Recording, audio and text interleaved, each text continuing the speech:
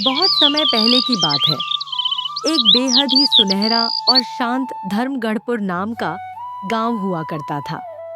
उसी गांव में एक बूढ़ी औरत रहती थी, जिनके पति का बहुत दिनों पहले ही स्वर्गवास हो चुका था।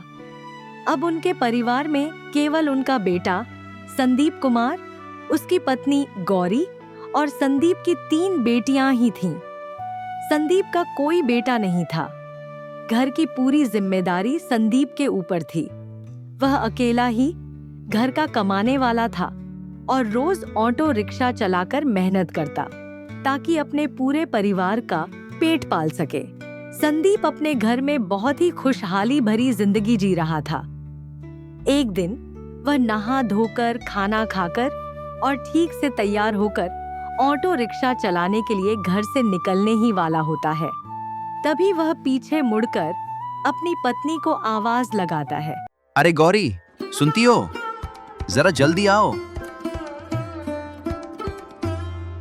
बोलिए, क्या हुआ? अरे, शाम को आते वक्त बाजार से क्या क्या लाना है जरा बता दो। अगर लिस्ट बनाकर रखी हो तो वो भी दे देना। हाँ जी, जरा रुकिए, मैं लिस्ट लेकर आती हूँ। मैंने कल ही रात को सारे राशन की लिस्ट तैयार कर ली थी। गौरी संदीप के लिए लिस्ट लेकर आती है और उसे थमा देती है। संदीप वह लिस्ट जेब में रखकर ऑटो रिक्शा चलाने निकल जाता है। संदीप दिन भर खूब मेहनत से रिक्शा चलाता है। धीरे धीरे शाम हो जाती है। घर पर गौरी, संदीप की माँ और उसकी 3 बेटियां संदीप के आने का राह देख रही होती हैं। लेकिन संदीप लौटा। फिर संदीप की माँ और उसकी बहू गौरी दोनों पुलिस स्टेशन जाती हैं और कंप्लेंट दर्ज कराकर वापस आती हैं। जैसे जैसे रात गुजरती है और सभी सो जाते हैं, सुबह उठते ही पुलिस वाले बाहर खड़े रहते हैं और वही नजारा देख दोनों का दिल थम जाता है। संदीप की लाश वहीं पड़ी होती है। माँ जी, आपका बेटा रिक्शा चलाते समय हादसे का शिकार हो गया। अब वो इस दुनिया में नहीं रहा।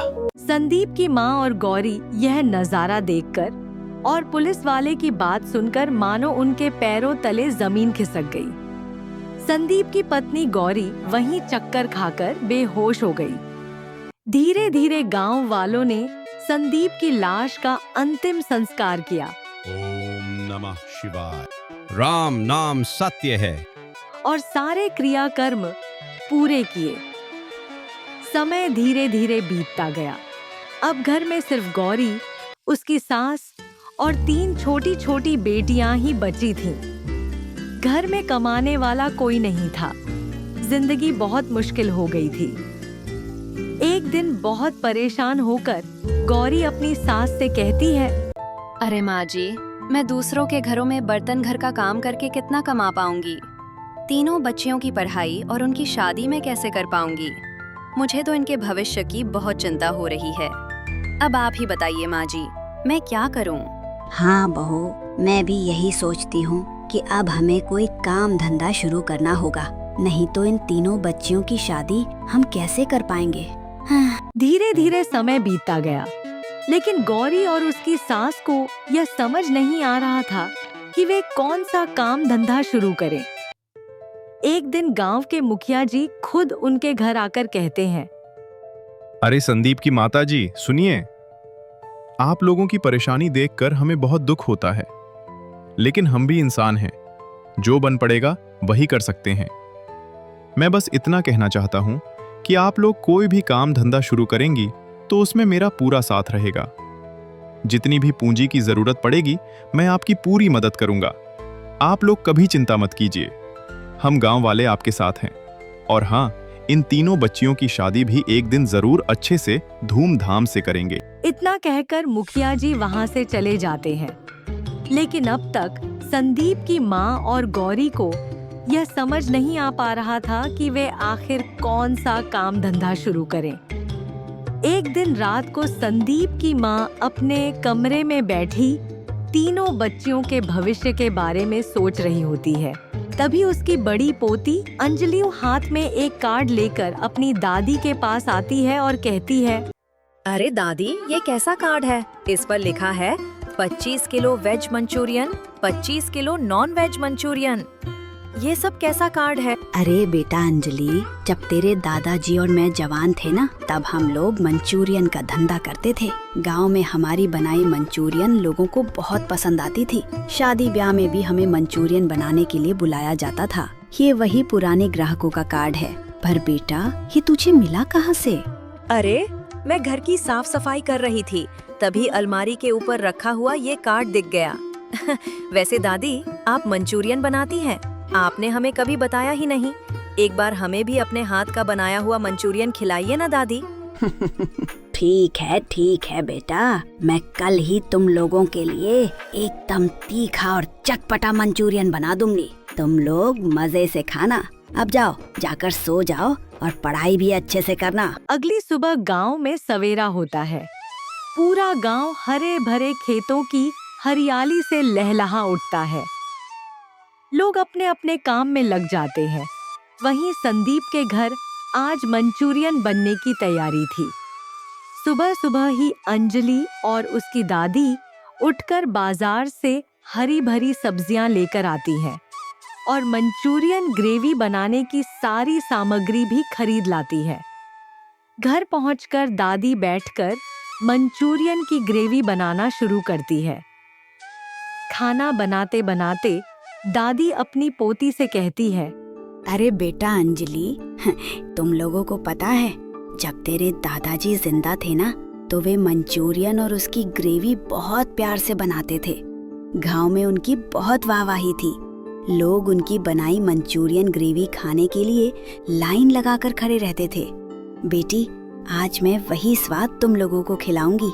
देखना, तुम्हें बहुत मजा आएगा। अरे दादी, आपकी तारीफ सुन सुनकर तो मेरे मुंह में पानी आ गया है। जल्दी बनाइए ना, मुझे बहुत जोर की भूख लग रही है और खाने का मन कर रहा है। दादी फटाफट सबसे पहले गरमा गरम मंचूरियन तल लेती है। फिर स्वादिष्ट मंचूरियन की ग्रेवी बनाकर तीनों बेटियों को परोस देती है। उसकी बहू गौरी भी वहीं बैठकर खाने लगती है। सब बड़े चाव से मंचूरियन खाते हैं और खाना खाकर उठ जाते हैं। फिर सब लोग खटिया पर बैठकर थोड़ा आराम करने लगते हैं। तभी उसकी छोटी पोती कहती है, अरे दादी, आज मास्टर जी ने कहा है कि अगर फीस लेकर नहीं आओगी तो पढ़ने मत आना। कहते हैं फीस देने की औकात नहीं है तो पढ़ने क्यों आते हो। कक्षा में सबके सामने मास्टर जी मेरी बहुत बेइज्जती करते हैं। मैं कल स्कूल नहीं जाऊंगी, मुझे पढ़ना ही नहीं है। अरे बेटा, तू पढ़ाई मत छोड़, मैं कुछ भी करके तेरी फीस जरूर जमा करवा दूंगी। 1-2 दिन में तू स्कूल चली जाना, मैं खुद मास्टर जी से बात कर लूंगी तेरे बारे में। दोनों छोटी बेटियां पढ़ने के लिए स्कूल निकल जाती हैं। इधर घर पर उसकी बहू गौरी दूसरों के घरों में काम करने के लिए चली जाती है। घर में अब सिर्फ बड़ी पोती अंजलि और उसकी दादी ही रह जाती हैं। दोनों साथ बैठकर आपस में बातें कर रही होती हैं। अरे बेटी अंजलि, इन दोनों की फीस भरना तो बहुत मुश्किल है।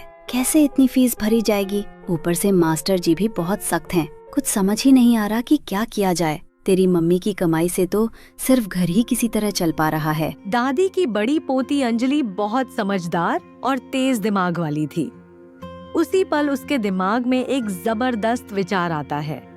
वह तुरंत अपनी दादी से कहती है, दादी, आप ही तो कहती हो कि जब दादाजी थे तब गांव में मंचूरियन ग्रेवी बहुत अच्छा बिकता था। मानती हूँ कि हमारे पास इतने पैसे नहीं हैं कि हम बहुत बढ़िया ठेला लगा सकें, लेकिन मुखिया जी ने भी तो कहा है कि वे हमारी मदद करेंगे।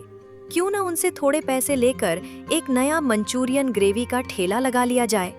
जैसे पहले दादाजी के हाथों में स्वाद था, वैसे ही आपके हाथों में भी वही स्वाद है। यकीन मानिए दादी, इससे बहुत अच्छी कमाई होगी।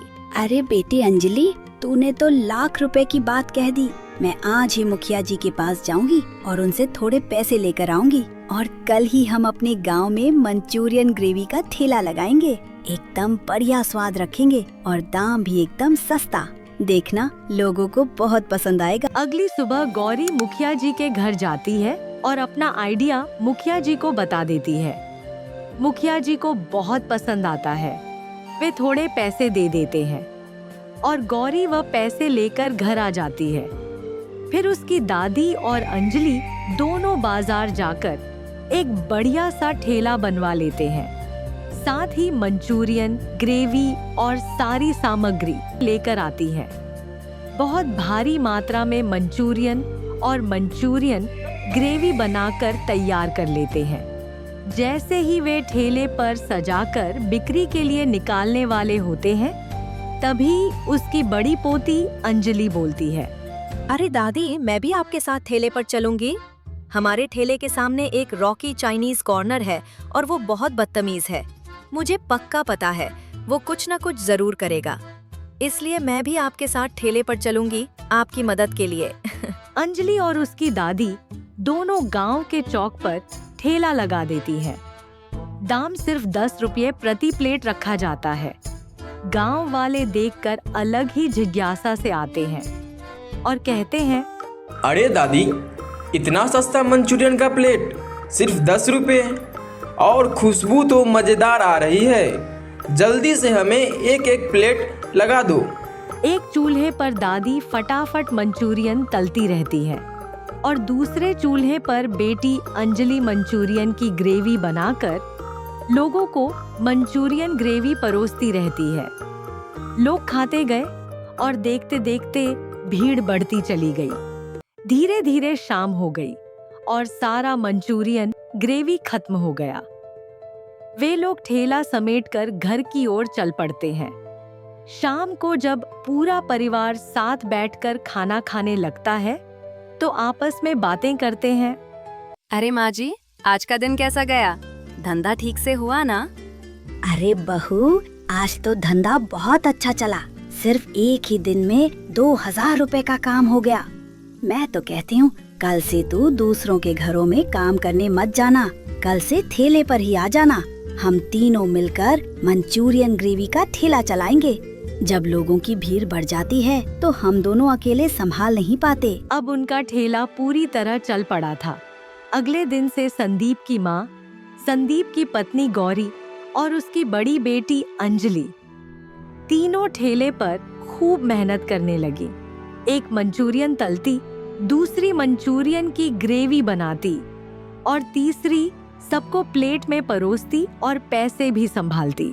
उनका धंधा दिन ब दिन बहुत अच्छा चलने लगा था, लेकिन सामने जो रॉकी चाइनीज कॉर्नर वाला था, उसे उनका तरक्की करता हुआ ठेला बिल्कुल बर्दाश्त नहीं हो रहा था। वह गुस्से में अपने आदमियों से कहता है, तुम लोग जाकर उस बूढ़ी औरत को प्यार से समझाओ। अगर फिर भी ना माने तो उसे धमकी भी दे देना। कह देना, अगर कल से यहाँ ठेला लगाया तो ठेला तोड़कर फेंक देंगे। अब जाओ। उसके दोनों आदमी सीधे उस बूढ़ी औरत के ठेले पर चले जाते हैं और उससे कहते हैं, ए बुढ़िया, हमारे मालिक ने कहा है कि कल से तू यहाँ ठेला नहीं लगाएगी। अगर कल से तेरा ठेला यहाँ दिखा तो हम इसे तोड़कर फेंक देंगे, समझी? ओ भैया, जरा तमीज से बात करो। ये मेरी दादी है और हम अपना ठेला यहाँ से क्यों हटाएं? हमें पूरा हक है, हम कहीं भी ठेला लगा सकते हैं। अगर ठेला हटवाना है तो जाकर मुखिया जी से बात करो, समझे? इतना कहकर रॉकी के दोनों आदमी वहाँ से चले जाते हैं। इधर दादी और अंजलि अपने ठेले को और भी मेहनत और जोश से चलाने लगती हैं, क्योंकि वहाँ के ग्राहकों को दादी के हाथ की मंचूरियन बेहद पसंद आ रही थी। देखते देखते शाम हो जाती है। वे लोग अपना ठेला समेटकर घर की ओर चले जाते हैं।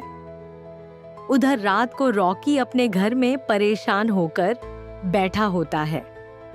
तभी उसके दोनों आदमी आकर उससे कहते हैं, मालिक, हमने तो उस बुढ़िया को और उस बच्ची को खूब धमकी दी, लेकिन मुझे नहीं लगता कि वे लोग मानेंगे। वो छोटी बच्ची बहुत जिद्दी है। लगता है कल भी वे लोग ठेला जरूर लगाएंगे। हमें कुछ दूसरा आइडिया सोचना पड़ेगा, वरना उनका ठेला ऐसे ही चलता रहा तो हमारा चाइनीज कॉर्नर पूरी तरह बैठ जाएगा। उनका मंचूरियन इतना सस्ता है कि हमारे यहाँ ग्राहक ही नहीं आ रहे। पिछले 2 दिनों से एक भी ग्राहक नहीं आया है। होटल में सारा सामान वैसा का वैसा पड़ा है, सब खराब हो रहा है। अब बताइए मालिक, क्या करें? सब फेंक दें? नहीं नहीं, कोई भी दुकान का सामान फेंकना नहीं है। जब ग्राहक आएंगे तो उसी से बनाकर हम उन्हें खिलाएंगे। उस बूढ़िया को हटाने के लिए मैंने एक आइडिया सोच लिया है। तुम लोग जरा भी चिंता मत करो, मैं कल इन लोगों का ठेला हर हाल में हटवा कर ही रहूंगा। अगली सुबह गांव में सवेरा हुआ। रोज की तरह आज भी ग्राहकों की भारी भीड़ लग जाती है। तभी अचानक फूड डिपार्टमेंट के 2 लोग वहां आ जाते हैं और बूढ़ी दादी से कहते हैं, ओ बुढ़िया दादी, ये सारा ठेले वाला ड्रामा बंद करो। हमें तुम्हारे खिलाफ किसी ने शिकायत की है। कहा गया है कि तुम सड़ा हुआ सामान इस्तेमाल कर रही हो और घटिया क्वालिटी का माल डाल रही हो। ये तेल भी बासी लग रहा है, ग्रेवी से बदबू आ रही है। अभी के अभी ये ठेला बंद करो। अरे साहब, आप ऐसे कैसे बात कर सकते हैं? सबसे पहले आप मेरी दादी से तमीज से बात कीजिए और अगर शिकायत आई है तो उसकी कॉपी हमें दिखाइए। बताइए किसने और किस नाम से हमारे खिलाफ शिकायत की है। ए बच्ची, तू ज्यादा बोल रही है। तुझे हमारी पावर का अंदाजा नहीं है क्या? ऊपर से हाई ऑर्डर आया है, अभी के अभी ठेला बंद करना होगा, समझी? साहब, हम अभी ठेला बंद नहीं करेंगे, अभी धंधे का समय है। अगर हमारे खिलाफ कोई शिकायत आई है तो उसकी कॉपी हमें दिखाइए। बताइए किसने शिकायत की है, तभी हम ठेला बंद करेंगे। फूड डिपार्टमेंट वाला आदमी बहुत ही सख्त और खड़ूस था। उसने अपने आदमी को इशारा करते हुए आदेश दिया और कहा, विनीत, इन लोगों का ठेला समेट लो और इसे ऑफिस लेकर चलो। विनीत फूड डिपार्टमेंट वाले का सेक्रेटरी था। उसने फटाफट दादी का ठेला समेट लिया और अपने कब्जे में ले लिया। वे लोग ठेला लेकर वहां से चले गए। इधर दादी, गौरी और अंजलि तीनों वहीं के वहीं खड़ी रह गईं। गांव वालों के चेहरे पर हक्के बक्के रह जाने वाले भाव थे। तभी गांव के 2 लोग आपस में बात करने लगते हैं। अरे भाई पिंटू, इस बूढ़ी दादी का मंचूरियन तो खाने में बिल्कुल लाजवाब था यार। ऐसे कैसे ये लोग पकड़े गए? खाकर तो जरा भी नहीं लग रहा था कि उसमें कुछ खराब था। अरे भाई राजेश, मैं भी तो यही सोच रहा हूँ। इन लोगों की मंचूरियन ग्रेवी तो सच में बहुत लाजवाब थी। मुझे तो पूरा शक है कि इसमें रॉकी ने ही कुछ किया है। तुम्हें पता है, पहले भी रॉकी ने यहाँ किसी को ठेला लगाने नहीं दिया। जरूर इसने कोई चाल चली है। चलो देखते हैं आगे क्या होता है। उन दोनों गांव वालों की बातें अंजलि ध्यान से सुन रही थी। उसके दिमाग में कुछ चल रहा था, लेकिन उस वक्त वह कुछ बोल नहीं पाई। तीनों मजबूर होकर चुपचाप अपने घर की ओर लौट जाती हैं। घर पहुंचकर गौरी बहुत तनाव में थी। दादी भी परेशान होकर बैठी थी, लेकिन अंजलि का चेहरा अलग ही जोश दिखा रहा था। वह कुछ गहराई से सोच रही थी। तभी वह अपनी दादी से कहती है, दादी, अगर सच में हमारे खिलाफ कोई शिकायत हुई होती तो पुलिस वाले भी हमें जरूर गिरफ्तार करने आते। लेकिन जब पुलिस ने कुछ नहीं किया तो समझ लो दादी, ये सब फर्जी है। इन लोगों ने हमें झूठे मामले में फंसाया है। मैं इन्हें ऐसे ही नहीं छोड़ूंगी। अरे बेटी, तू इन लोगों के चक्कर में मत पड़। तू अपनी पढ़ाई लिखाई पर ध्यान दे। ये लोग बहुत खतरनाक हैं, कहीं तुझे ही किसी गुनाह में फंसा देंगे। छोड़ दे ये सब, मैं ही कोई दूसरा काम कर लूंगी। अरे माँ, अगर आप ऐसे ही डरती रहोगी तो हम इस दुनिया में रहने लायक ही नहीं रह जाएंगे। आप आराम से रहो, मैं और दादी इन लोगों को देख लेंगे। क्यों दादी? हाँ बेटी, चलो पुलिस स्टेशन चलते हैं। वहाँ जाकर पता करेंगे कि हमारे खिलाफ सच में कोई शिकायत दर्ज है या नहीं। दोनों पुलिस स्टेशन पहुंचती हैं।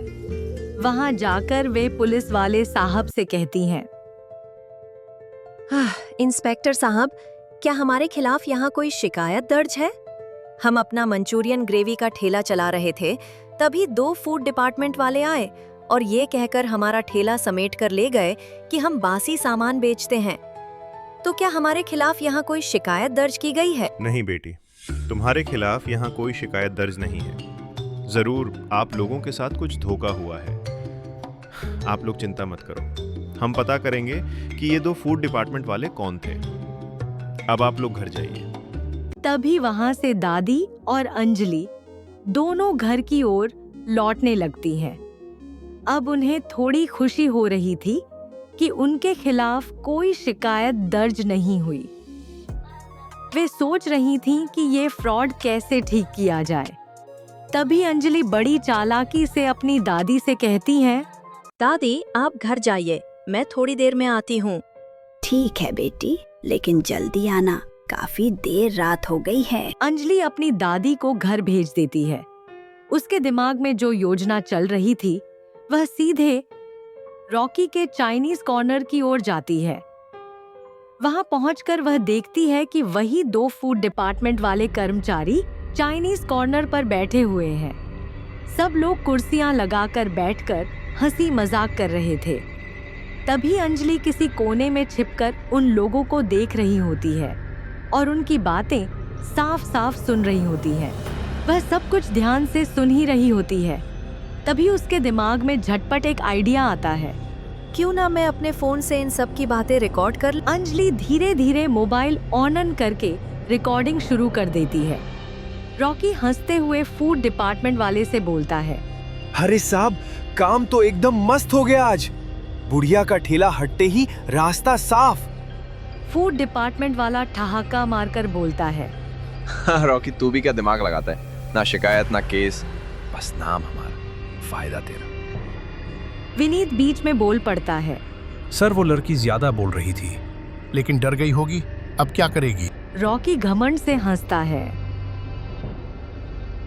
अरे छोड़ यार, ऐसी लड़कियां रोज आती हैं, रोज जाती हैं। हमारी पहुंच ऊपर तक है। कल तक बुढ़िया खुद भी ठेला लगाने की हिम्मत नहीं करेगी। और हाँ, अगली बार कोई नया ठेला लगे तो वही पुराना तरीका, हाई ऑर्डर बोलो, सामान उठाओ, मामला खत्म। तीनों जोर जोर से हंसने लगते हैं। कोने में छुपी अंजलि की आंखों में आग जल उठती है। उसका मोबाइल कांप रहा था, लेकिन रिकॉर्डिंग साफ चल रही थी। अंजलि मन ही मन कहती है, बस अब सबूत मिल गया, अब खेल पलटेगा। रात को सारा बात उनका रिकॉर्डिंग करके अगले सुबह जल्दी उठकर अपनी दादी को लेकर पुलिस थाने पहुंचती और वह रिकॉर्डिंग पुलिस वाले को दिखाई। पुलिस वाला वह रिकॉर्डिंग बड़े ही गौर से देखा और देखने के बाद कहता, अरे ये तो असली फूड डिपार्टमेंट वाले लोग ही नहीं लगते।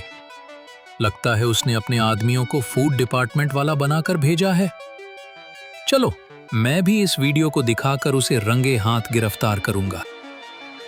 दादी और अंजलि दोनों पुलिस वालों को लेकर फटाक से रॉकी के ढाबे पर पहुंचते, लेकिन उसके ढाबे पर से बहुत गंदगी बदबू आ रहा था। तभी वह पुलिस वाला वह रिकॉर्डिंग निकालकर रॉकी को दिखाता और कहता, रॉकी, अब तेरा खेल खत्म हुआ। हवलदार, इस चाइनीज कॉर्नर की जांच करो और जो भी गंदगी है वो सब बाहर फेंक दो और इसका चाइनीज कॉर्नर सील कर दो। और तू जल्दी से इन फूड डिपार्टमेंट वालों को कॉल लगाकर बुला, ये तेरे ही आदमी हैं। रॉकी फटाफट अपने आदमियों को कॉल लगाकर बुलाता है, जो उसके बुलाने पर हमेशा फूड डिपार्टमेंट वाले बनकर आते थे। अब पुलिस वाले उन सबको गिरफ्तार करके जेल में डाल देते हैं। अब चौक पर सिर्फ दादी का मंचूरियन ग्रेवी, वह भी 10 रुपए प्लेट बिकता है। गांव वाले सब खुश हो जाते हैं। अच्छा हुआ कि इस रॉकी का चाइनीज कॉर्नर बंद हुआ। अब सिर्फ दादी के ठेले पर ही गांव वालों की भीड़ लगती है। लोग मंचूरियन ग्रेवी बड़े चाव से खाते हैं और खूब तारीफ करते हैं। तो ये कहानी हमारी यहीं पर खत्म होती है। ऐसी ही और भी मजेदार कहानी देखने के लिए हमारे कहानी बॉम्ब टूस चैनल को सब्सक्राइब कर लीजिए। इन कहानियों में जो नाम उपयोग किए गए हैं वो हमारी पिछली कहानी के कमेंट से लिए गए थे। अगर आप भी चाहते हैं कि आपकी नाम हमारी कहानी में इस्तेमाल हो तो कमेंट में अपना नाम और अपने गांव का नाम जरूर भेजिए।